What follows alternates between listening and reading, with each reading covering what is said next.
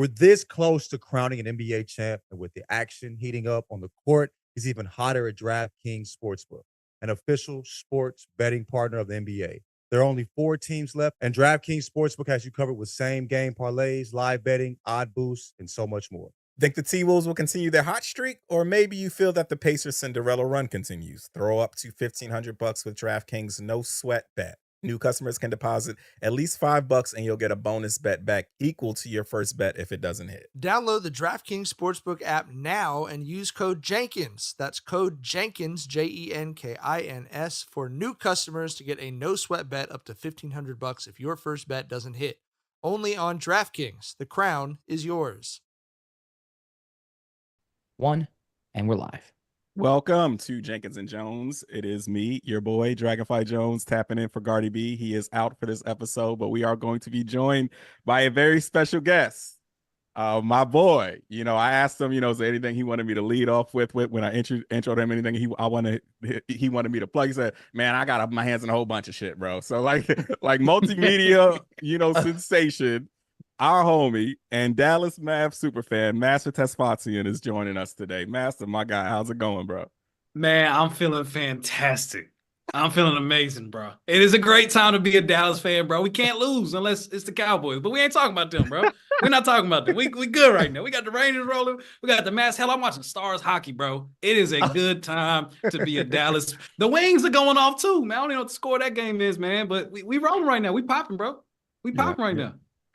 Let me ask you this. Coming into this series, fandom aside, I don't think anyone saw Dallas hopping out 3-0, but I want to know your honest assessment. Did you think that your Mavs, like fandom aside, did you think your Mavs had a shot after what we saw from Minnesota with how they handled the Nuggets? I thought they had a shot. I really did. Mm-hmm. And the only concern I had was not having Maxey. So some of those small ball lineups that they usually like to throw in, like not having that for this particular team, I feel like was crucial, especially as you saw in the fourth quarter there when Lively goes down and not having a guy that can play off of when Luka's getting blitzed. We're lacking that, and Cleveland would have been perfect for that. So that was my only concern. But I liked our role players. I know a lot of people don't really like them. Defensively, the way they've been playing, I feel like they've been the best defense and defensive efficiency in the postseason, and they've been for the last 2 months the best defense. And we've got the 2 best players on the court, Luka and Kyrie. Bro, I had to hear for a whole year, bro. Everyone talking about, man, Luka, Kyrie ain't gonna work, this, and this, and then, Luka gonna leave then, and like the Mavs in trouble. We're 1 win away from the NBA Finals now, bro. They ain't saying shit. I don't hear none of that no more, bro. I don't. We have the 2 best players on the court. Like, if I go to war with Luka and Kyrie, I'm gonna feel like I can win every single time. So I didn't think 3-0. I thought the Mavs would win in 6. But I've said this time and time again about this Mavs team. Their identity is just keep it close. Those first 3 quarters, just keep the game close. Do what you got to do. If it's defensive intensity, if it's out-rebounding them, if it's 10-0 run, if it's Luka, Kyrie, if it's PJ going off, do what you have to do in those spurts to keep it close. And when it's clutch time, Kyrie, Luka, take us home. That is a formula that we've seen 3 times now work 3 straight times. And that's why we're up 3-0. Yeah. I think y'all just don't have the 2 best players on the court. I think y'all have the 2 most psychotic players on the court. You know what I mean?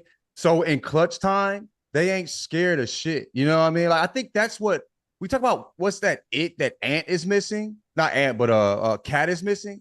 I don't think Cat has that, like, I need this. And I don't think Ant's been through enough. You know what I'm saying? Like, Jordan had to get his ass beat by the Pistons, you know what I'm saying? And get beat up to get, like, getting it. Like, you can go in the gym, you can work hard. Everybody's working hard. Everybody's a good team at this point. But when you look at people that win championships, they're probably closer, like, on the basketball court to serial killers mentally than normal humans. You feel me? And when we're seeing, like, Luka and Kyrie in the games, like, they're trying to murder who's in front of them. You feel me? Like, when they let the ball go, you know exactly what time it is. And we think them niggas just out there hooping. Like, there's some real brilliance in that. Even with Kyrie's out there, he has the handles, but he's getting to the spot he wants to get to. And I think that's what Ant is really missing, where he's kind of being aggressive just for aggressive's sake, and he's not as efficient. Like, I'm going to get shots up. It's important how you have the ball in your hand, but you got to get what you want to, regardless of what the defense is doing. And that's one good thing. That's one thing that Luka and Kyrie are really good at doing, you know what I'm saying? And that really shows up in those moments, those final moments. But like I said, I think it's bigger than being good. Like the Wolves are good, but they don't have them fucking they don't have I don't think they have the psycho mentality you need in these big moments against good teams that are matching up well. And I think that's what Luka and Kyrie are. You feel me? Yeah. And Vinny asked that question right before game one, talking about you usually have to lose to get to that space. And it was a great question. They laughed it off. They're like, damn, we've been losing for 20 years. And that's all said and well and done. But when I saw them laughing at my mind, I was just like, oh, they think they arrived. Like the Western Conference Finals, they're talking like this the finals right here. You know what I'm saying? Like they've done something that Minnesota hasn't seen in 20 years. So it's a huge accomplishment for them. I'm not dismissing what they've accomplished at all. But you could just tell like that barrier was one thing, but the next barrier just wasn't. They were naive in a way that didn't necessarily benefit them in this situation because they didn't know what else to expect. Yeah. And the Timberwolves have been losing, but Ant and them haven't been losing. Ant hasn't been losing like that. He's only his fourth year in the season. But go ahead, Tyler. Go ahead. My bad. Yeah, I was gonna say like Master brought up the question that Vincent asked, and it was a valid question. I think they missed the point. It was because you got to take your lumps in the playoffs, bro. You have to go through postseasons where they cut your water off, where they take this away from you, and you go and work on that so they can't do that again, right? Like that's just a part of the process here. And going back to another thing Master said about how their whole philosophy is just keep it close. Like we saw in game 2 when Kyrie was going crazy in that fourth quarter, and he went to Luka and he was like fourth quarter. Like this is some shit they discussed, right? Right. Like Kyrie was like, if you need me to take shit home, just give me some good looks and I got us, right? And it goes back to like Master said, their whole shit is keeping it close because when it's clutch time and when the game's on the line and it's all about who can make the toughest shots, you got two of the best tough shots makers in the league right there, bro. In NBA history, I would say. You know what I'm saying? And Luka's his like him being such a phenomenal passer opens up so much more shit for him in clutch because you got to stay one-on-one with him. Right, you cannot double that man because he'll kill you with the dime. Like we saw that lob that he threw. At the end that locked that shit up. Right. And that came after fucking Kyrie dotted cat's eye 1-on-1. Right, like an impossible shot, and then Luka killing you with the dime because you got to play him honest. It was just beautiful to see how they took that shit home tonight, man. Nah, it really was, man. It's just, and again, the part that there's certain things that you can see with the Timberwolves, whether it was that part before game 1, the press conference, but even the press conference after game 3, where they clearly switched and everyone's trying to play it off like he played decent defense, whatever the case was.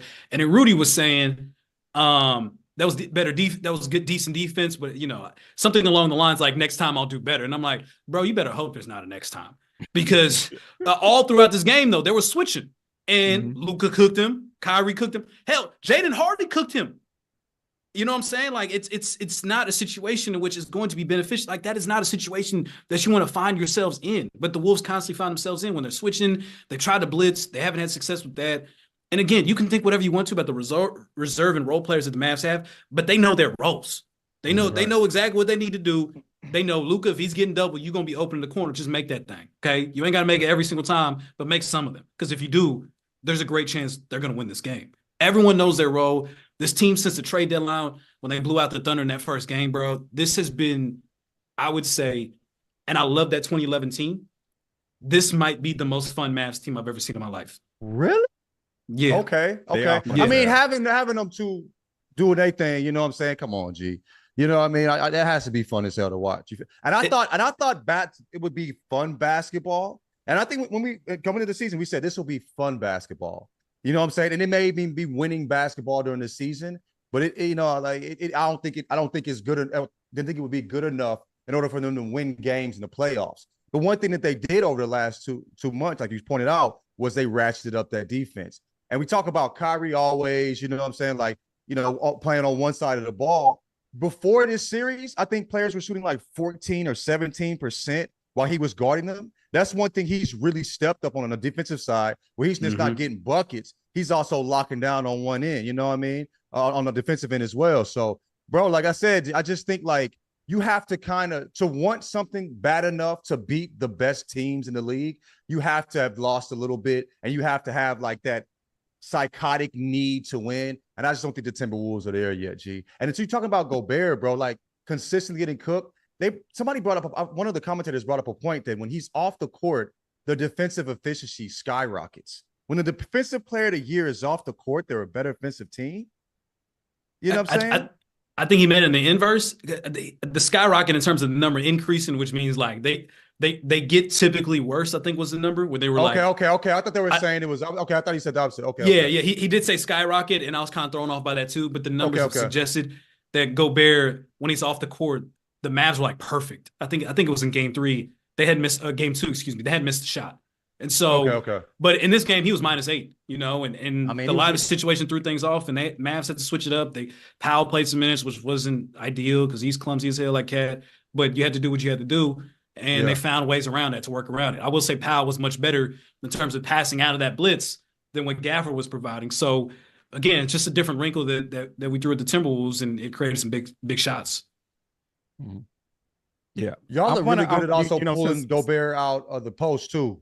Y'all make him guard on it, like, you know what I'm saying? Y'all are making him guard you at the 3-point line, and that's why, that's his one weakness. And so that's why y'all been able to eat, you feel me? So yeah.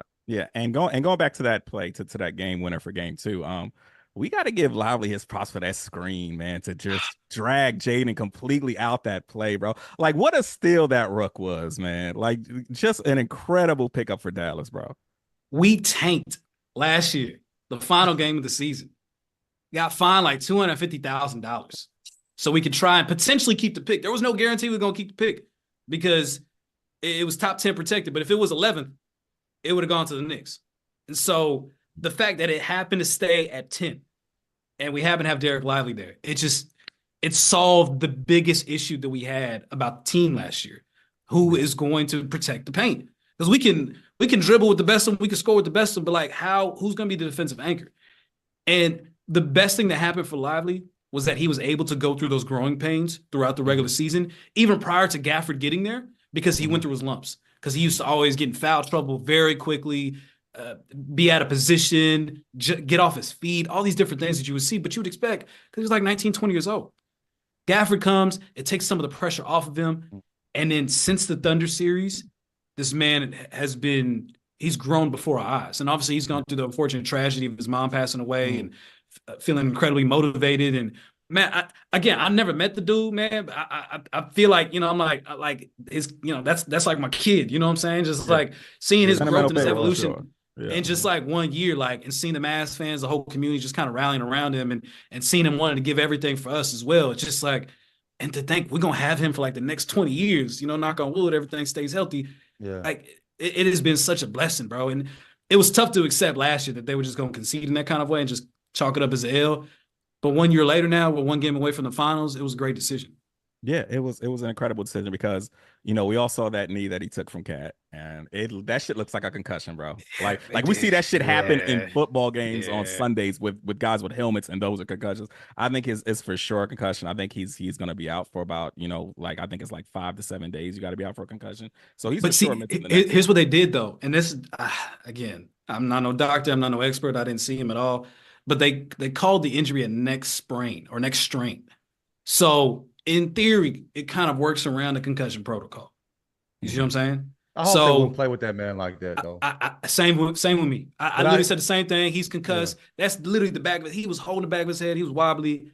Like, I didn't want him back in this game at all, even though they said he was questionable to return. Mm-hmm. And I hope he doesn't come back in game 4. Get the proper rest you need. Clearly, the Mavs are good enough to win this game without him. So take the time that you need to get yourself right so we don't cause more damage beyond the game of basketball here. Yeah. But I mean, it's just a testament to how incredible that kid has been, where we're like, Dallas is probably for sure closing this out if this kid plays next game, right? Like a rookie, So yeah, just an incredible season that kid has had. But yeah, I want to ask y'all a quick question. Let me ask y'all a quick question though. Oh, what have y'all thought about Cat, bro? 0 for 8 from 3, 5 of 18 from the floor, 14 points, 10 rebounds. 11 rebounds, 3 assists. Didn't close out game 2. Yeah. I don't know, man. I think Cat is a really good basketball player. I think he's really good. I think he works really hard and he wants to be great. We talk about that it shit, and that it is like these moments. And you know what I'm saying? And I just don't think he has that. I think he'll be a great regular season basketball player. He may get to this point, but I just like, with Ant leading him there. But I truly wonder if he is a good like second best player because of his inconsistency in these moments. You feel me? Like what's great about having a cat like last series was he stepped up when Ant wasn't playing that well. And that's why you need a second best player. When your best player just isn't there, you have somebody that can hold him down at least a couple quarters. And we haven't seen any of that this series. You know what I mean? Especially today in big moments where he's like, like not even close, shooting threes and it's hitting back for it. Like my nigga. So I'm not taking anything from him as a basketball player. I think he's solid. But when it comes to what you need in order to really win chips, like that dog, you know what I mean? I don't see that in him. Yeah, I don't either, man. And it's hard to knock him too because he played a big role in them beating the Nuggets. And so, and all the talk that he does about him being the best scoring big man in NBA history, and then having a series that he's having, you could chalk it up to inexperience or just like you said, he ain't got the dog in him. But like, what do the Wolves do to improve from here? Like, because you're seeing Nas Reed, and you're trying to figure out like, does he get more minutes? Do you bench Gobert? Do you bench Cat? Like, they're in a tough situation here that matchup wise the Mavs are taking advantage of. But I don't know what the Wolves can do to even get one game with this conundrum they have in the front court, bro. Cat is 28 years old. We're saying inexperienced now. Like, bro, like 27 is like the prime. 27 to like what 30? That's like the prime. He's in his prime. Like we can't give him inexperience at 28. We can give Ant inexperience at 22. At 28, bro, like what he did against the Nuggets was great, but that's expected if you're the best scoring big man. You know what I'm saying? Like you speak of, like, we need you to do that now. You know what I mean? And he hasn't been able to do that. So I would say I just don't think he has that dog that you need in these big moments. The shit that we're seeing from like Kyrie, who's the second best player, we need that from Cat. You know what I'm saying? And we just not going to see that from him. I just don't think. I think he has moments, but I don't think he's consistent enough with it for him to be like a dude that's going to get them to the chip, help to get them to the chip in the way that they need him to be. You feel me? The one in terms of inexperience, I was talking about like never been in the Western Conference Finals. Oh, for sure. In that kind of space, he just feels like he's a deer in the headlights sometimes in terms of the magnitude of the stage. But I completely agree with you. He's in the prime of his career. You figured it out. Luka's never been on the stage, even though he's done some EuroLeague stuff, and he's clearly figured it out. Well, he's been at the Western Conference Finals a second time. Once. Second time. So where do y'all think Minnesota goes with him? I think he stays. I think that for one, he's a great basketball player, but it's just like, these moments happen in the postseason for him, and it's becoming kind of a pattern here. But I think he stays because of the construction of the Timberwolves was to, give the Nuggets trouble. And you just can't, and your 7-footers play the most important part in that, right? And then in that scheme. And so I think Cat is gonna for sure be a Timberwolf, next season just for that reason. But I don't know. Do y'all feel like they need to get someone else there for Ant? Yeah, I mean, I'm looking at this roster right now. It's a good roster. It's a good roster. That's what I'm saying right now. It's a good roster. They should be able to win with that. Like what else? Like this? It's like a roster that good. Yeah. Do we need somebody else? Like nigga, what the fuck else can I do? Like with the money we have, you know what I'm saying? Like it's really hard to build a roster that they have. Like Cat's supposed to be this guy, and I don't think he'll leave. I think they'll probably keep him. Like who are you gonna get? Like who's available? You know what I mean? Yeah. But what I'm saying is like, regardless of if he stays or not, I just don't. Cat has to take it to a different level mentally than he's at now, and I don't know if he has it. And I hope to God he proves me wrong because I'd love to see it, especially for his sake and for Ant. You know what I mean? So, but I think I think this Cat that we see now is not enough for when Ant figures it out. He's not quite figured it out yet. But when Ant figures it out, I don't know if this Cat is enough. We're gonna need a Cat that's more. They got a little bit more dog in him. But we seen like Shaq called it out too when he said pointed out the shots he was taking. He called it foo-foo. When he took that shot, I said that shit is foo-foo. I said that shit when he took. I'm like that's that foo-foo ass shit. Like you 7 foot doing this, don't like nigga, bro, like play like something. There's the fact that he has the ability to hit those shots is good, but there's moments when you need to fucking tough it out. And like it's the same shit I'd be saying about with Tatum. Like, if I'm going to the rim, either getting a motherfucking foul, getting a bucket. Nigga, you choose. I'm leaving with something. And Cat need to get that in him, nigga. You feel me? That like the way that Kyrie and Luka attack the rim, nigga. Leaving with something, fuck, nigga. You decide. You know what I'm saying? Like, you know what I'm saying? Like, I'm leaving with something, my nigga. You know what I'm saying? It's your decision what I leave with, but it's a bucket or a foul. You feel me? Like, come on. You know what I mean? So, like, I feel like I think Cat ain't got that in him, man. And I think we need to see that. You know what I'm saying? So, and we can't let Ant off the hook. You know what I'm saying? He just didn't show up. But the fact that he's 22 and what he's doing is he's performing better than we expect somebody of his age. You know what I mean? Yeah. But we expect at 28, regardless if you've been here to this point or not, at 28, being that you have this many years under your belt, we need a certain level of consistency and reliability. And for you to not even be hitting rim on threes in the fourth quarter, nigga, that's just unacceptable, bro. That's nasty. Yeah. You know I think he had 5. I think he had 5 points in the fourth quarter. Which again, that dunk was incredible. I ain't got nothing to say about that one. That was yeah. That dunk was an all-timer, and it clearly gave him some juice to get them back in that game in the third quarter, a quarter in which Kyrie usually is getting busy, but Ant got busy. But in the fourth quarter, Luka and Kyrie was doing their thing. Ant was trying to do his thing. He only scored 5 points, and outside of that, I couldn't tell you who else was trying to create their own shot or trying to get opportunities to get some buckets for them because everything was running through Ant. Everything was Ant. And so the Mavs focused on that. Honed in on that, and they only scored 20 points in the fourth quarter, bro. So I think Kyrie and Luka scored 20 themselves. You know what I'm saying? It was a little more than 20. You know what I'm saying? Around they scored more to themselves than the Mavs did. You know what I'm saying? The whole Mavs team. Like, come on, man. I mean, like you need those reliable players to at least to do. That's why that's why you get paid the big bucks because in those minutes we can rely on you, and we just didn't see that on the other end. Yeah. For sure. I mean, so do y'all even want to talk about this series? Are the Wolves cooked? Do they have a shot? No, I got my broom right here, buddy. I got my broom right here, buddy. Might as well. I'm sweeping their ass. Take your ass back to Minnesota. The Great Lakes. The weather's nice out there. I used to live out there. Shout out all my Minnesotans, but y'all already know y'all outside because y'all will not be inside Target Center anymore. This series is over in 4. Good people out there, but yeah, great man, people, it's over with. Great people. It's over with. It's over with. Bro. It's over, man.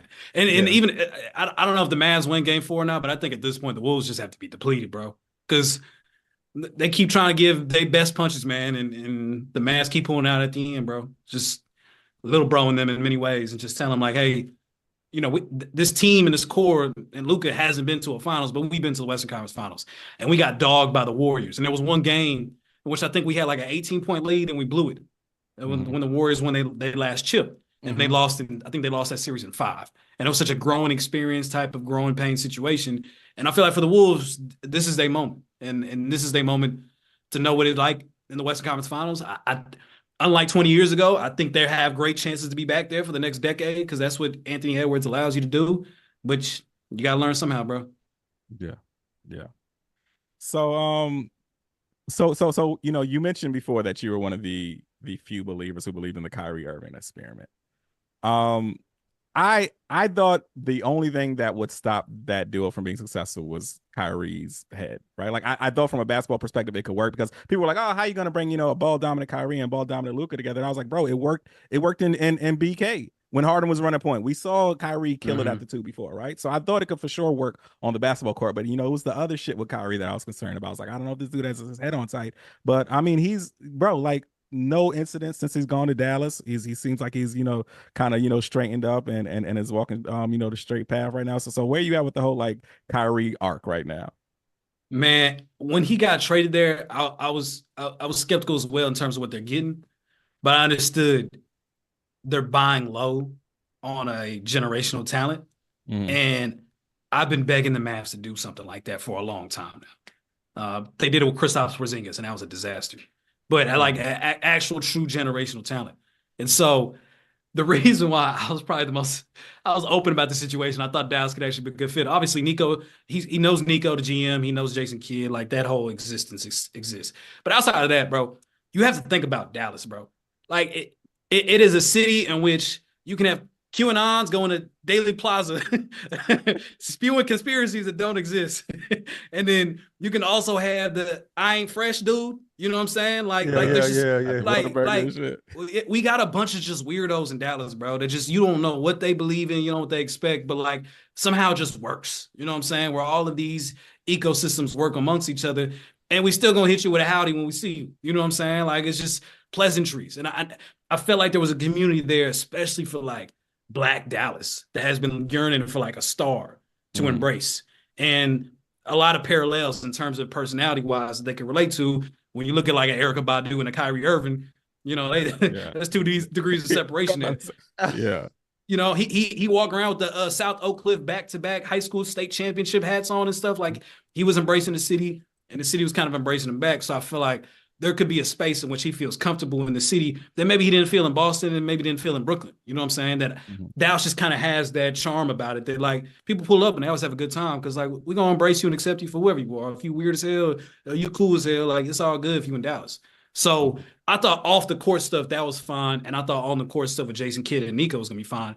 It was just all about Kyrie. If he was going to be able to blend all of that together and make that work amongst himself. And very clearly that's working out. It just, the injuries was kind of taking things longer, especially last year, the second half of last year. Luka and Kyrie just kept getting hurt and weren't playing off each other really well. But I still had hope and belief because, again, bro, like you said, he's played the 2 guard before. You know what I'm saying? And like having someone else that Luka could just be like, bro, just cook this offense, bro. Let me catch my breath. Well, that's exactly what we have been needing this entire time. So, yeah, man, did I expect it to work this well, this quickly? Probably not.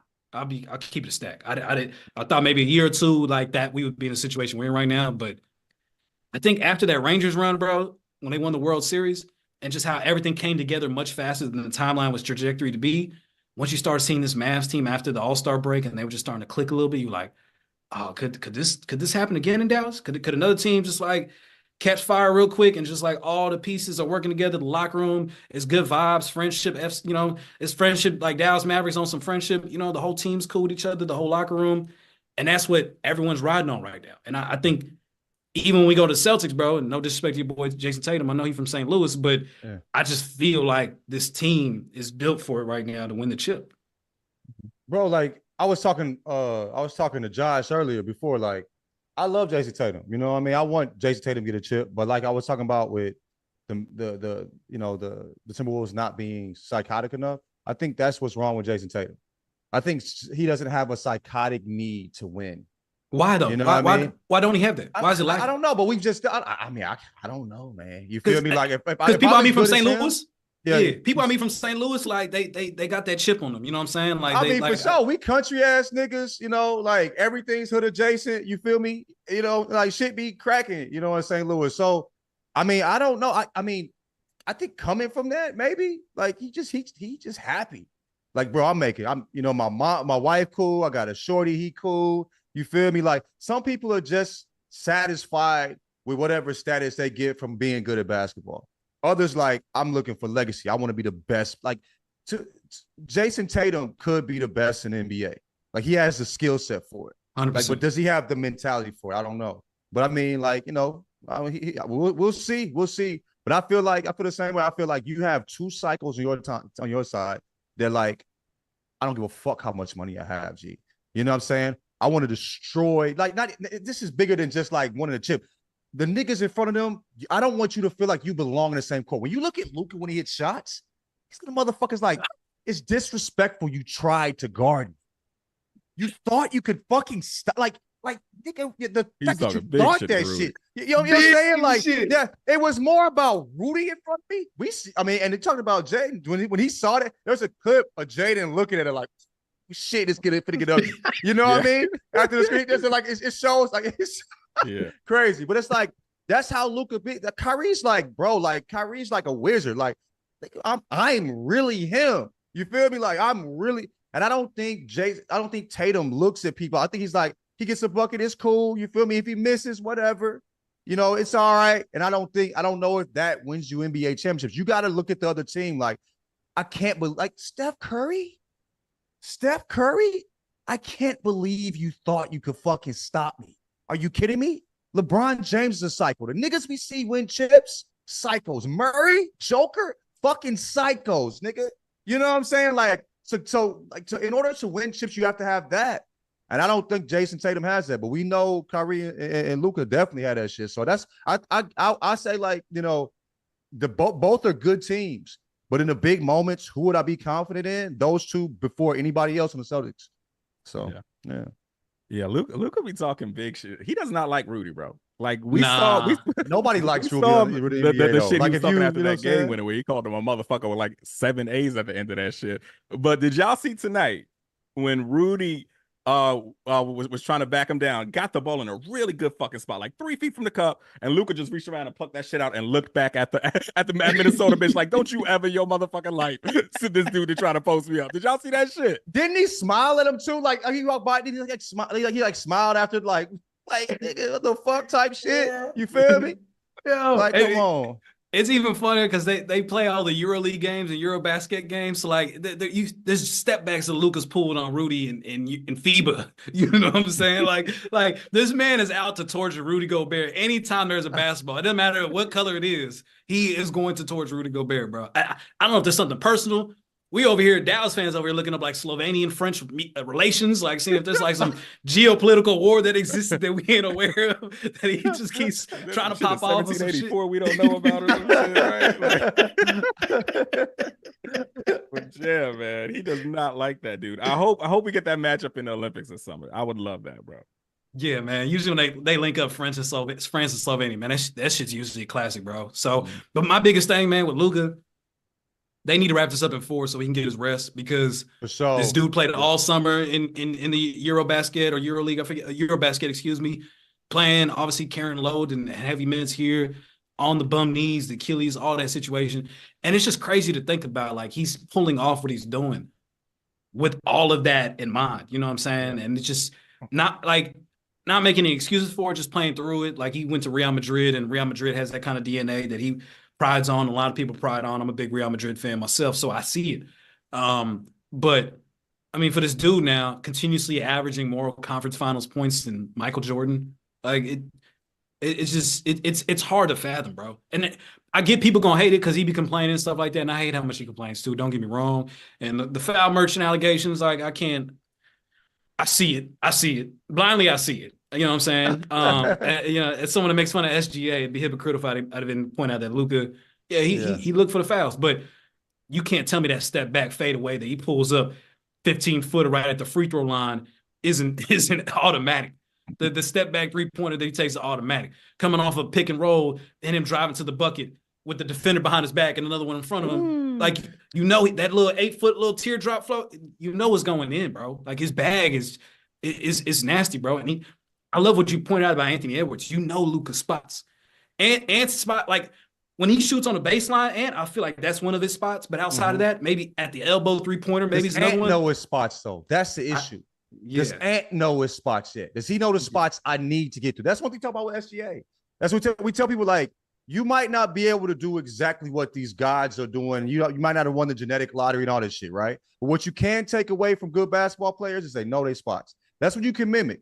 Get to your spots. And I don't know if Ant's necessarily figured it out all the way yet, but Luka, we know where he's going to go. And Luka always finds a way to get there. Kyrie doing what the fuck he want to do. You know what I'm saying? Like, the whole court is Kyrie's spot. The whole court is his spot, bro. You know what I'm saying? You know, the world's his oyster. Hella. I mean? He get out there, motherfucker. It's a wonderland, brother. You know what I mean? What do I do today? The feather earring hanging out, bro. He here to take on the world, bro. He's skipping, baby. You know, he's having fun out here, man. Let's get cute with it today. What we want to do, you know what I'm saying? But yeah, like, you gotta know. You see that left-handed teardrop he hit again? It's oh my God, bro. I saw him went to the lane, use his body, and then stretch that motherfucker out. It's like, what's crazy about him at 6'1", 6'2", if he's attacking the cup, you just know it's basically a bucket. Like, just give him the 2 points. If he goes towards the cup, nigga, just check the ball out. You know what I'm saying? Like, he got his bag so nasty. He got a trillion things to hit you with, and it's just nasty. What were you about to say, Tyler? Yeah, I was gonna say something that Kyrie is masterful at is if he's driving and he's got a good angle at the bucket and he's got a defender on his hip, he finishes off the wrong foot all the time, so they never know when the gather is coming, right? Like, and it's so just underrated. an artist, bro. And also the thing is so too, underrated. we were talking about. I probably said this before, but like if you're watching like the handles, you're missing the magic. Look at this nigga's feet and look how he uses his body. That's where he's really doing the work, G. The handles, that's the magic trick. That's the look over here, and that's the illusion. I'm putting that out in front of you, but the where he's really getting shit cracking in, like, bro, like he's a master getting people under the bucket. He's a master using his body, hitting you right in between your shuffle and getting more space. You know what I'm saying? Like, there's not a situation Kyrie has been in where he can't get his shot off because he uses his body well and he fades nicely. Like, bro, the handles is cool and it's cute. And it's beautiful. Like, it's like he works hard at it, right? You feel me? And that's where he's best at. But that's not where he's getting these buckets and where he's like the beautiful shit that I love watching is away from that. I think he's just tricking you. And look here, and I'm doing all this shit over here, bro. So he's 32 years old, bro. How much longer do you think he can do this? Because he doesn't have the he is explosive, but he doesn't have the above the rim like Westbrook explosiveness. But also that Uncle Drew old man skill back, like when he becomes 38 and he still wants to hoop. Yeah. Just thinking like the Uncle Drew Kyrie version where he literally is the old man trying to guilt people into like fouls and stuff and using every trick in the book. Like I feel like he still has maybe like another 7 years in him if he wants it. Yeah, he's got a whole lot in the tank. For one, like you mentioned, very low impact game, right? Like his body's gonna hold up well. And two, the motherfucker had like a string of season where he was only playing like 30 games a year, right? So there's a lot of gas left in that tank there too. So yeah, I for sure see like bro, like the shit that Dallas has got going on with Luka and Kyrie. And like I said, when they paired up, I thought it was good. I thought it made Dallas better. But I was like, I still feel like they need a big who attacks the rim. Then y'all fucking hit the lotto with Lively. You know what I mean? Like, yeah, man, the future's looking real bright for Dallas, bro. I'm happy, bro. And we're doing all of this, bro. Tim Hardaway Jr. is our third leading scorer, bro. And I don't even know if he got a single minute in this game, man. Because he have. You know what I mean? He shouldn't, bro. He's got the yips right now, man. He's had good moments like in like last series, but yeah, he's just not consistent either. And that's why he couldn't be it's kind of like we were saying, like he can be good, but like he's not a good second best player. They had to get a Kyrie. You know what I mean? Yeah. Literally, he didn't play a single minute in this game. He's played 15 minutes in a series, only taking one shot, 1 3-pointer he missed, 0 points. Yeah. He had a couple good minutes in game one, bro. But if we can get him off the books in the summertime, that frees us up now for like another addition that we can have to this roster, bro. We cooking with fish grease, bro. And speaking of Kyrie being here longer too, like a lot of the shit he does is already old man shit, like the pass fakes, like the freeze defenders. Like, he doesn't have a great first step. We're not thinking like Kyrie blows bass off. It's a lot of freezing the defender and then going by him. You know what I'm saying? Like it's a lot of like illusions he does. Like there was a I think when Ant was guarding him, they showed a play where he blew by Ant. He's not athletic enough or strong enough to blow by Ant. How he blew by him, he was running full speed to get the ball and then hit a pass when he was passing it back, froze Ant, and then blew by him. You know what I'm saying? He has all those old man tricks to freeze defenders. And that's like even when he went to the bucket and did that little nasty shit. He hit Nas Reed with a little pump fake and froze Nas, which didn't allow him to recover and even like defend the shot. You know what I'm saying? So that's the shit he hits people with, and you could do that shit at 100, nigga. You know what I mean? Like so, that's people doing that in the YMCA right now, bro. Right now, there's a nigga hitting the pass fake, going to the lane right now, freezing the defender. Gotcha, bitch. Let's go play D. You feel me? So yeah. Yeah. So shit. So where we at with the finals? Like we can skip the formalities. The Patriots are cooked. The Wolves are cooked. It's gonna be Dallas, Boston. Who we got? I got Dallas, bro. Dallas is 6, man. I really do. And obviously, hopefully, the Lowry situation is serious, and he can come back, and hopefully, there's enough time for him to recover from that. And more importantly, I hope Kleber can come back too, because I look at this Al Horford matchup, and I feel like Kleber would be incredible to incorporate some minutes there because he's a bit undersized, but he does serve as a really good defender in the paint and really can hold his own and also can stretch out as well and defend guys with Horford if he's going to make 7 threes. But the physicality in which we're playing with those guys in the front court, I like the way Derrick Jones is playing defensively right now. I think you put him on one of those guys and the other guy is probably going to be P.J. Washington, and the other guy who's improved defensively as well. And I like it. And then at the end of the day, like we said, we got Luka and Kyrie. So there's a lot of matchups there that I look at and I'm just like, okay, we can be the more physical team. I like that. We can do just enough to irritate their go-to guys. They got a better bench. I'm cool with admitting that. So, we need to do our best to contain them, especially in Boston, because that's where the reserve players play best.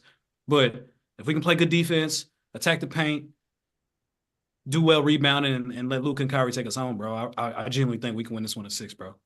Yeah. I mean, I just don't see how I can pick against Dallas right now, bro. Like, I mean, look at the trail of bodies they've left this postseason. It's going to be the Clippers, the Thunder, the Timberwolves. Like, dog, sneaky, right? bro. Sneaky, bro. Yeah, and it's like every series they impress me more. Every series it looks like they're getting better. Every series it looks like they're figuring it out more. You know what I mean? It feels like we haven't even seen the pinnacle of this Mavs squad as a postseason team. So yeah, I'm for sure going Mavs here too. Say real quick, if the Mavs do pull it off, okay, and you talk about Thunder, Clippers, Thunder, Wolves, Celtics, No, is that more impressive than 2011? No. What is that? Dirk is gonna forever have the most impressive postseason. That dude went through the Brandon Roy Blazers. He went through the Kobe Lakers. He went swept through them. Fucking swept, right? Yeah, he went through motherfucking KD, Harden, Russ. Then he went through Bron, Wade, Bosh. Nah, nothing is touching 2011, dog. I think to me it would be one of the more unlikely championship teams, though. I don't think anybody had them picked. And I think the Mavs will probably win. I think Boston just does too much dumb shit. You know what I'm saying? Like, and I think if they were down 18 to the Pacers. Come on. The Halliburton, no Halliburton Pacers. No Halliburton Pacers. If they do that against the Mavs, not even close. You know what I'm saying? Game 1, Mavs win that. If they're playing the Mavs, they're at least down 2-1 right now. You feel me? At least they're probably won game 2, but they're down 2-1 right now. You feel me? I think the mistakes they make, the Mavs are going to make them pay for it. And I think if they keep games close like that, they don't have I think the Mavs have the dudes that are going to pull out the W at the end. But I also feel that if the Celtics don't win this chip, they ain't going to win a chip. I don't think there's an easier path to a chip than this one. And I think on the other end, it's a more unlikely winner, you know what I'm saying, than we've ever seen. But I think the Celtics are a better team. I just think they're dumb in times when they can't be, you know what I'm saying, against this Mavs team. So I think Mavs in 7. I think go 7. I think they're good enough to win some games, but I think in big moments, like, I think it's gonna be a stressful series for you. Master, I'm sorry, G. I think it's cool. Hey, because this one been stress-free, bro. I got the broom right here, man. I've been smooth chilling, man. Like, it's been stressful moments in the fourth quarter, but again, it's something about like I don't know, man. Chaos breaks out, bro, and you with your homies, bro. And whatever happens, bro, we going together. You know what I'm saying? And I'll take this crew over any crew. I feel like that with Kyrie and Luka, bro. Like 2 minutes left in the game, dog. My heart is calm, bro. Like I'm not racing around the house. I'm not pacing. You know what I'm saying? Because I expect greatness. I expect them to live up to the moment and live up to the expectation that they set on themselves. You know what I'm saying? Not me. They set it on themselves. So I'm calm, bro. And you put us in that situation, 30 seconds left, and each team get a bucket or get a possession. I know we're gonna come out on top more times out of not. For sure. For sure. Especially against that Celtics team. Such a great time, man. Yeah. Dog, man. It's hot as a. Go ahead. It's hot. Go ahead. No, go ahead. No. We ain't doing this shit. No. I feel bad for Timberwolves fans, though. I feel bad for Timberwolves fans. We basically giving them the chip. You know what I mean? We basically giving them the chip. And kudos to y'all, bro. Shout out to y'all. You know what I'm saying? Y'all ruined all that shit, G. We're just two dogs playing big time basketball. You feel me? What you saying? It's hot as hell. Go ahead. What you saying? Nah, it's hot as hell in Dallas right now, bro. I'm gonna be over there on Wednesday for like a cousin's graduation.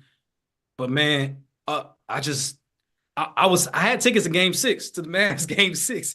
I ain't gonna be no Game 6, bro. I gotta figure out something else to do Saturday night, bro. Ain't gonna be no Game 6, bro. I'm about to be kicking with the folks, the family, about to go see some relatives. Like we gonna have to do something else on a hot ass 90-degree day in Dallas, Texas, because it ain't gonna be no Game 6, bro. But man, again, with the stars rolling crazy, man, with the Mavs, the Rangers just win the World Series, bro. Like it's cool because everyone wants to make fun of the Cowboys, even though they won 12 wins. They had 12 wins the last 3 seasons. But it's always been a town that's always been attached with the Cowboys and like a football town, and rightfully so. They set the standard. And growing up as a child, the Mavs were awful. They used to give away tickets to us just for reading books. And we'd be up in the nosebleeds at Reunion Arena. And that was the first sporting event I ever went to because they gave us some free tickets to go watch the Mavs Clippers in the late 90s, bro. Ain't nobody was watching that shit, bro. I see why they was giving them tickets away, bro. 2 bum-ass franchises, bro. But, like, in the same way with the Rangers, bro, they were just giving away tickets. Like, that's how I went to those games, you know? And to think about a childhood where I never saw the Rangers win. I never saw the Mavs win. I never saw the Stars win. And now you're talking the Stars about to be maybe potentially in their 4th Stanley Cup final here if they in this run. The Rangers have been to 3 World Series. They won 1. The Mavs got y'all out of one of them. I was there, bro. You know I've told you this so many damn times. Every single time I'll see you, bro. And I know they won this one. You saw my ass chasing them around every single game because I had to make it go for that game 6. So I was there for that motherfucker. You was there for game 6? I was there for game 1, 2, 6, and 7, bro. Oh man. During the whole rain delay that happened, and there's a story that Bud Selig basically didn't want to fly out from wherever the hell he was at, so he just canceled the game, and there was no rain. But yeah, all them St. Louis fans were making fun of my ass the whole time. But I traveled around. I went to all 5 games when the Rangers won, and I turned up with them too because I used to work for the team. But now, like, they've been to 3 World Series. They've won 1. The Mavs potentially about to go to their 3rd finals in my lifetime, and they've already won 1. Like, it's just cool to see everybody else see that Dallas is just more than just football. Because if you look at the talent that we have, we produce basketball players, we produce baseball players, and we produce them all, bro. And so that's the part that's bringing me the most joy. It's like seeing the whole city rally around this, man, getting behind this team, getting behind all of these teams, and really just understanding, like, dog, we are a great sports town, bro. And hey, I can't wait to be back, man. I can't wait to celebrate my people, bro. All them weirdos, bro. The QAnon ones and anti-fresh polo wearing and eat ass motherfuckers. Man, I think that's some South shit. I think that's some South shit. You know what I mean? In the South period, you know, it's some weirdos. You just got to make it shake. You feel what I'm saying? Yeah. Hey, you know what I'm saying? Don't bother me. I ain't bothering you. You know what I'm saying? Right. It's a beautiful thing, man. Mavs and North Stars providing memories. Cowboys providing laughs. You know, y'all got it all covered over there, bro. Man, I know y'all be getting your jokes off too, bro. Man, y'all the funniest team in pro sports. I know, bro. And you didn't denounce your Commander's fanhood, bro. And you still find ways to get jokes. Them, but I will always have the NFC hatred in my heart. Right, like I don't love the Washington like I did as a fan. Like I don't give a fuck about them. But the hate for Philly and the Giants and the Cowboys, that's still very strong in me and always will be, bro. And it's deep because you be saying shit that only somebody knows that done been through the trenches in the NFC East. You be cracking these jokes sometimes. I be scrolling through my timeline. Man, not this nigga, bro. And all my friends be sitting in the group chats too, and they're like, man, they going. I'm like, bro, nah, I'm good, bro. I'm good, man. Woosah, we good, bro. You sound like one of the few reasonable Cowboy fans because it's the hope that kills you every year. Yeah, but man, I get hopeful too, bro. I hate to admit it. I get hopeful. Y'all got a squad, like, but y'all are the Cowboys. Man. Like, it's, know, bro. That's the conundrum.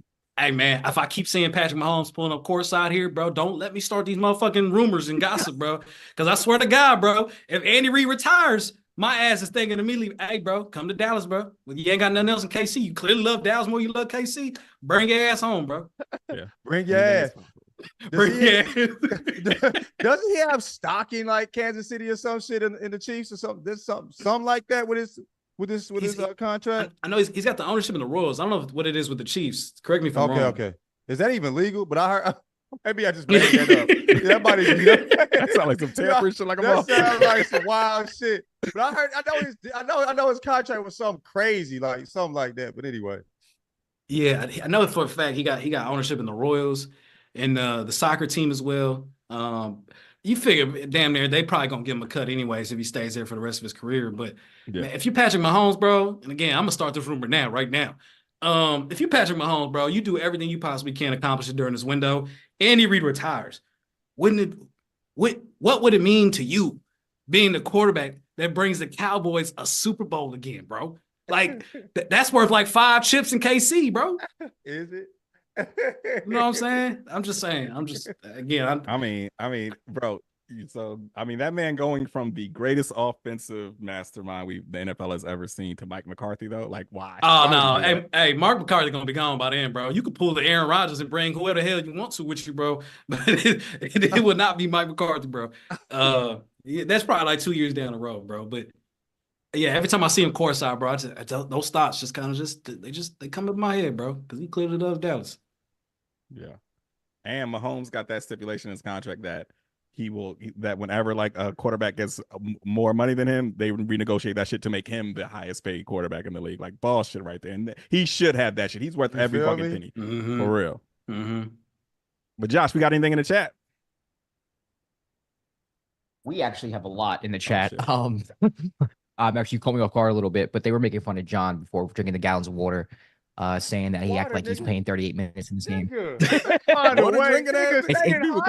the size. It's the size of the cooler. 200 pounds, nigga. You feel me? I got you too, bro. nigga. I'm a grown ass man. Niggas need to be hydrated. You feel me? 100 a day. I put up 100 a day. Keep the doctor away, bro. What they say? You feel me? You know what I mean? You know, y'all drink water out this motherfucker. Y'all refilling that little 8-ounce glass every goddamn 20 minutes, nigga. Efficiency, nigga. You know what I mean? That's why they win that game. You know what I'm saying? Efficiency. You know what I'm saying? Come on, man. I joked around before. John's gonna pull up with a Poland Spring, like one of those office water bottle, like things that they put in the offices where everybody got a. I don't know what they're called. Water cooler. That's what you're gonna have a water cooler in another episode. Might do it. You might do it. But we did have that. I did put up a poll in the chat asking who would win a Mavs-Celtics NBA Finals, and right now 78% it says the Mavs. I don't know if it's just the episode. I don't know if this is prisoner of the moment. That's to me. I always think it's gonna be 50-50 because I think you can make a case for the Celtics too. 78%. I think everyone's sick of the Celtics really shit, bro. Like, yeah, like Kendrick said in the beef. Why would we believe in you? You never gave us nothing to believe in. Like y'all be shitting the bed way too much, bro. Y'all got to show us, man. Yeah, dog. How many games have they lost in the playoffs so far, bro? It's got to be like one or two. Two games, right? Two, and it's like every series I feel like I'm getting more and more out on them as being a champion, right? And it should not be that way with a team that's only lost twice this postseason. It's ridiculous. Dog, the morale for a team, as you just mentioned, 78% the polls for a team that's only lost twice. I don't think I've ever seen something like that where they're gonna be the favorites. Don't get me wrong. Like naturally, Vegas is gonna have them as the favorites, but yeah, man, I would take Mavs, bro. Especially if they're the underdogs. Give me that money. Yeah. Look at plus money. Come on, man. Give me that money. Hell yeah. So I guess it's time for the Dookie Butt portion of the week, man. So I don't know if you're familiar with this, but every Sunday we talk about somebody who was the biggest dickhead of the week, basically. Like, oh, shit. I hope I never made this list. So a proud tradition here. I'll lead things off here, and my Dookie Butt of the week is the people who are going to let Inside the NBA die, bro. Like that shit is really fucking with me, man. It's really like somebody posted a clip of like Inside the NBA from like the inception to now, and they had that shit to like Drake's Over My Dead Body. That shit had me emotional as fuck, dog. Like I was watching that shit this morning, low-key tearing up. Like it's been such a staple of my life as a basketball fan, man. And like I said, its whole appeal is it's friends shooting the shit. And if that doesn't appeal to you, then you low-key might not be my type of person, dog. You know what I'm saying? Because everything doesn't need to be, super in-depth or all that. Those motherfuckers are friends doing what they love with each other. And that's always been the appeal of the show to me. And I just cannot believe that people are letting that shit die. And it's over some petty shit too. Like there was some negotiation going on and Silver wanted 2.3 and they wanted 2.1. And so basically they could have got like Turner, TNT, TBS for only like 200 million, which is a fucking steal to get like, a 3-network package like that. And they just didn't want to do it because, people were being dickheads and nickel and diamond in the negotiation. So it just pisses me off that like that is going to be the reason why we lose something that's been a staple for like fucking 25 years with basketball fans. Man, I never had cable growing up. So those Magic Johnson era of Inside the NBA, I don't have any memories with. And it wasn't really until I went to college where I was able to watch it consistently because we had like a little DVR thing in our little dorm when I was paying for. And literally would record Inside the NBA in case I couldn't make it. So then the next morning I could just make breakfast, start my day off. and watch that every day, bro. And it's completely changed sports, bro, in terms of, I say that a lot of times about what you guys are doing, changing the conversations in sport podcasting, bro. But like they did the same thing on the television side. And yeah, it's incredibly sad because it will come to an end. The one thing I still think, though, I think it's gonna go on after TNT loses their rights. Because look back, I think it was a couple weeks ago, whatever that was. At the same time, you had Charles Barkley talking about how he had the opt out in his clause. The next day, Ernie Johnson talking about he's gonna stay at Turner. To me, that felt like two guys playing maximum leverage. You know what I'm saying? Charles Barkley playing good bad cop, Ernie playing good cop, and both of them trying to make sure that they can leverage the whole situation for what it is. Because NBC is going to throw a bag at these dudes. Amazon's going to throw a bag at these dudes. I wouldn't be surprised if ESPN doesn't throw a bag at least at Charles Barkley and Shaq to try and recreate the little Manning sideshow alt cast, because Ernie's a big part of that, though. I know he is, because you need someone that can set the play up, bro, and you need a point guard. I completely agree with you on that. Yeah. But I wouldn't be surprised if one of those three just come with the offer that even Ernie couldn't refuse, and they find a way, which I feel like has been Ernie's biggest sticking point, is being able to still work in Atlanta. And I think they find a way to make this work, because like you said, bro, you can't recreate this, and as we've seen from other networks, you can't replicate this either. In a ever-changing world and in an industry that's like moving rapidly to a different direction, I thought this was the only thing that would like, I never imagined this not being part of the NBA. You know what I'm saying? I thought it was, you know, I thought they'd retire when they got old, nigga. Like, you know what I'm saying? Like, you feel me? We just can't do it anymore. We, you know, physically, I didn't think that it would ever be like a business decision that be made to end it, because it just seems silly. Because I feel like, crazy to say this, bro, like watching these games, they are just as important as the basketball games. You know what I'm saying? Like, I've got Inside the NBA pause right now. So when we done, I'm gonna go catch up on what they was talking about. I need to watch the game, and I need to tap in with what they said too. Just because it's, you know, I mean, like you said, it's like homies talking basketball, and they happen to be god level basketball players, you know, outside of Ernie. You know what I'm saying? So like, bro, I just thought, I couldn't imagine something that this good, that stood the test of time, not just being around, but being good, entertaining for so long. Like with Seinfeld, it was around 10 years and they decided to leave. I thought they would go out on their terms, not a business decision be made, because that doesn't seem like a good business decision, because it's so profitable and so good and so entertaining. And it's just hard to like you said, you can't find another one. It's like, you know what I'm saying? Jay-Z said, if you made JC, make another one. And he could, you know, there's no other Jay-Z. I think the same thing with this shit here. You feel me? Yeah, it's you know, there's plenty of basketball talk shows that have like good chemistry. Like, you know, I love like Malik and Perk together and all that, but these dudes have been homies since the fucking 90s, right? Like there's a friend, these dudes have been friends for 30 plus years. There's a chemistry there that just cannot be replicated, that is just so unique. And I hate that we're going to lose that, man. Like that is my comfort show. Like, you know, I'm East Coast, so when I'm watching games, it's 1 a.m. in the morning, you know, when shit's wrapping up. So, you know, I appreciate the laughs, you know, late at night as that being the last thing that I'm kind of, you know, just taking in before I call it a night. So I'm really going to miss those dudes, bro. Like this farewell season gonna have a motherfucker emotional as hell. Man, I was watching today's sad as hell. Like there was a moment when they was arguing and they went out, like they went into a break and they was going, Shaq and Chuck was going back and forth. And I'm like, what show? What other show period? Like sports show period is like, does that happen? That's common. You feel me? Like this is real friendship banter. You know what I mean? Like I'm like, they talk on television, you know, and also they be straddling the line of some different topics.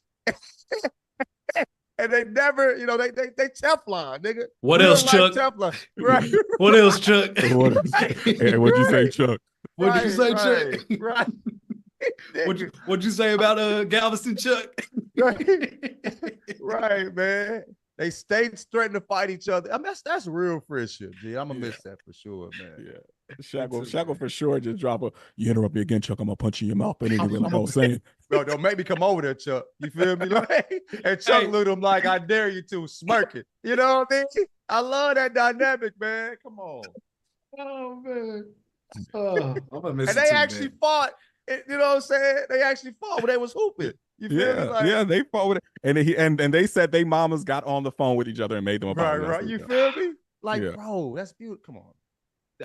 Like, yo, that's real best friend growing up in like Section Right. 8. You know what I'm saying? Like, Man. you know, they've been through it all, bro. And they can pull up 20 years ago, last time the Wolves were in the playoffs, and pull up like the footage and archives of Shaq having beef with Kenny Smith about his kid. You know, like there's so many different. It runs deep, man. Yeah, I'm with you, man. I hope it lasts, man. Somehow, some way. For sure. John, who you got? My booger boy is me, dog. Apparently, I'm supposed to have meatballs at the motherfucking baby shower, nigga. You know what I'm saying? Like, bro, like I was telling you, I'm like, nigga, KOK baby shower. Look, he said, I got it, bro. Like, where the little smoky shit, where the meatball? Bro, I'm finna fire your ass up. He told me before he dropped the shit. So I look at this shit, I'm like, nigga, what the fuck? Like, bro, I'm 41, nigga. My body I can't physically eat meatballs and smokies, nigga. If I eat rotel dip, it's over for me. Like I told y'all, I'm on the injured reserve, nigga. I'm down bad, bro.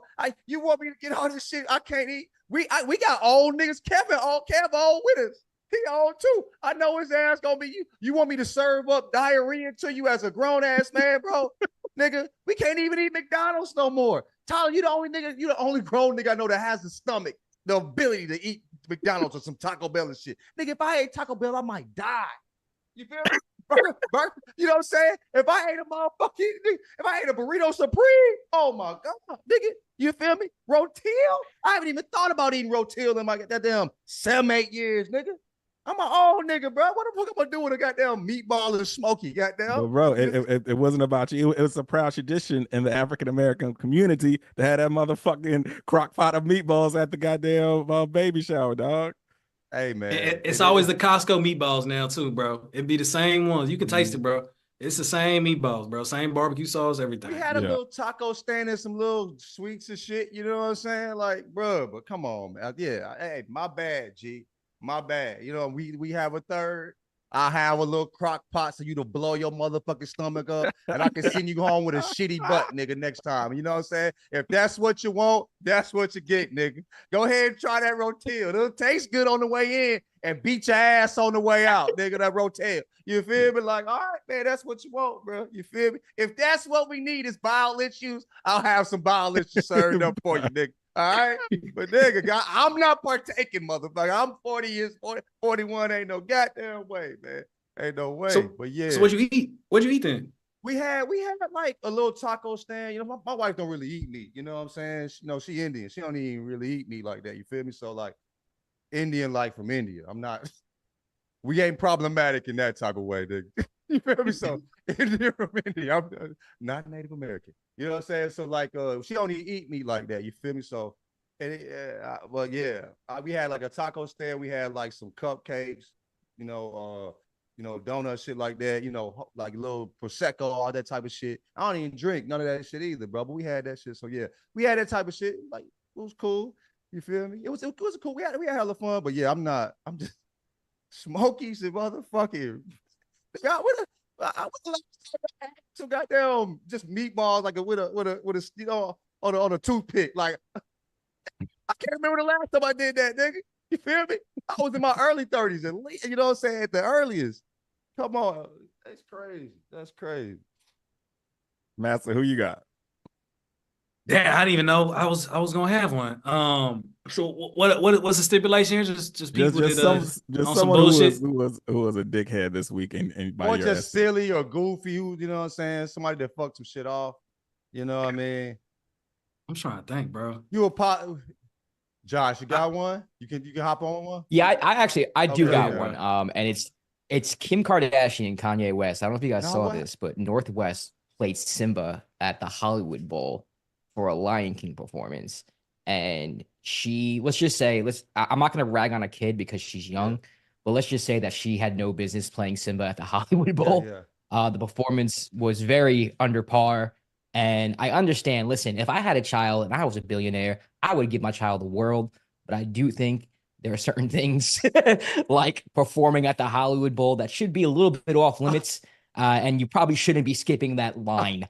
I'll leave it at that. I'm not going to rag on the It was kid. She's a embarrassing? kid. It was bad. Oh, Just look up Northwest Simba at the Hollywood Bowl.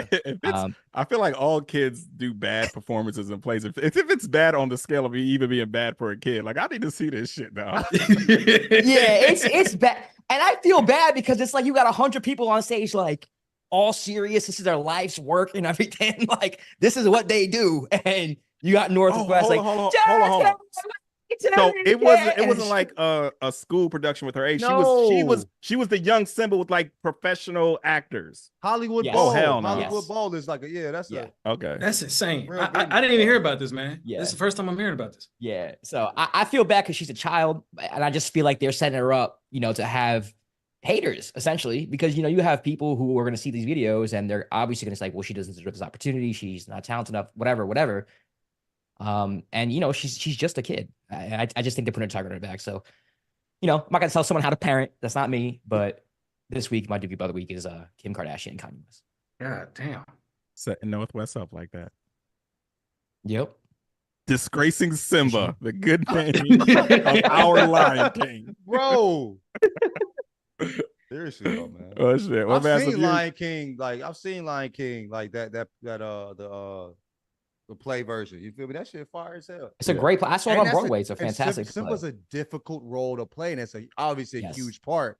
So if you ain't prepared for that shit, that's glaring. Like you're saying, so people out there taking it real serious, and like the main character, being somebody that has no business. Come on, man.